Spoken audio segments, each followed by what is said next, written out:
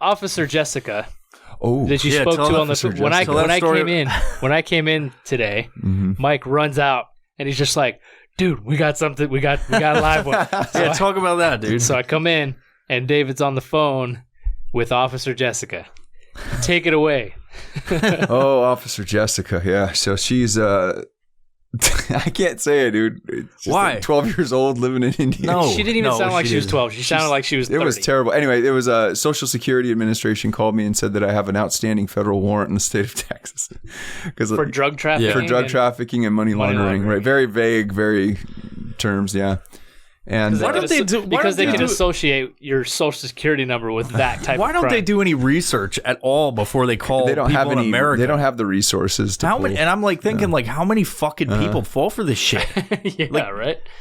Oh yeah, it's midday. As you're doing it, it's a joke. I'm like, man, fuck, this is crazy because I know there's people out there like.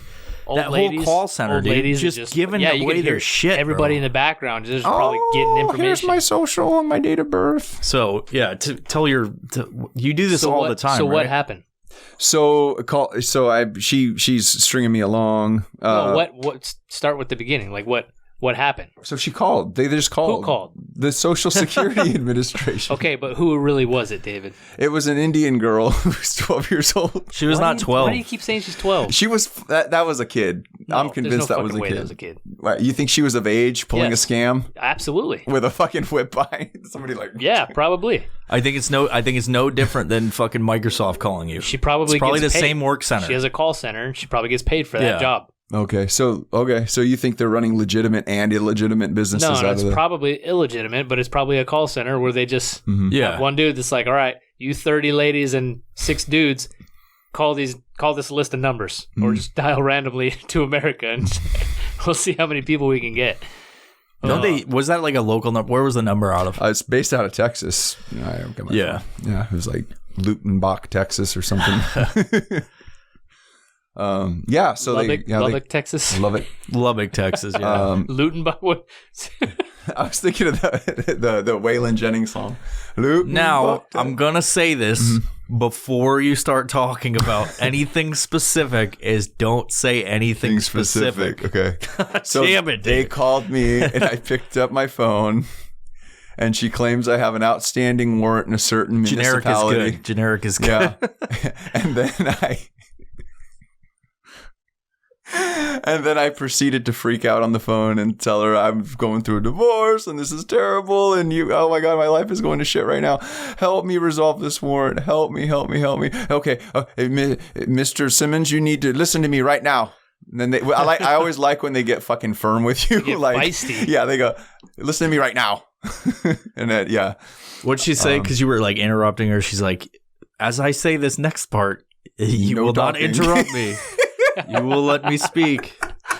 Like what and that's the thing is like usually they say like we're recording. I wanted you to say like, oh good, because I'm recording you too. Okay. Yeah, but then she'd be like freaking out. She probably would have fucking hung up right now. I want to keep him on the phone. Like, yeah. And then anyway, so she paused me. She was, I'm gonna transfer you to my officer or something, and never transferred me. Didn't know how to work the.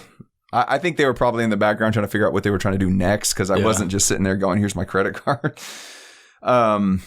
But you get a lot of these calls, don't you? Oh, all the time in my office and in my phone. Yeah. I've never gotten a call like that ever. Really? I'm thoroughly convinced somebody's putting my number out there. I have. I got that too, but with text. So was it a call that you got and then you called the number back? Yes. Oh, so okay. it was a pre-recorded. I've probably gotten those calls. The pre-recorded. Before. Yeah. So I should just call them back next time. I've got that. The numbers are good. I got this robocall thing that like answers and it like talks back to him and shit. Like it's automated and it's just like spaced out in time so that it responds. Like, but my buddy Jeremy, he has it and they'll actually have conversations with this fucking recording. Nice.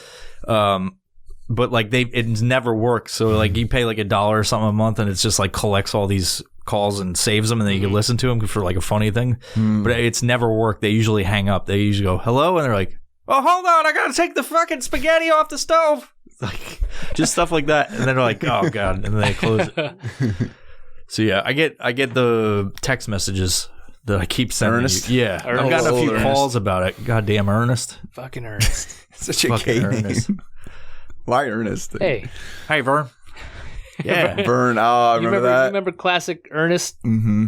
Those movies? Those Ernest movies? Ernest goes to hell. Ernest goes to Halloween. Ernest Scared Stupid. Yeah, man. Those are good, man. Those are my childhood memories. Yeah. That dude was so weird. Yeah. Jim Varney was his name, yeah. Yeah. And then Vern. Vern. You know, Vern was the guy. What was holding the Vern? record. Vern never he was the one that he was talking to the camera. The camera was Vern. Okay, you never saw Vern. You never saw Vern. I want to go fucking watch Ernest Scared Stupid. That was a good movie. Remember that when I was like 9.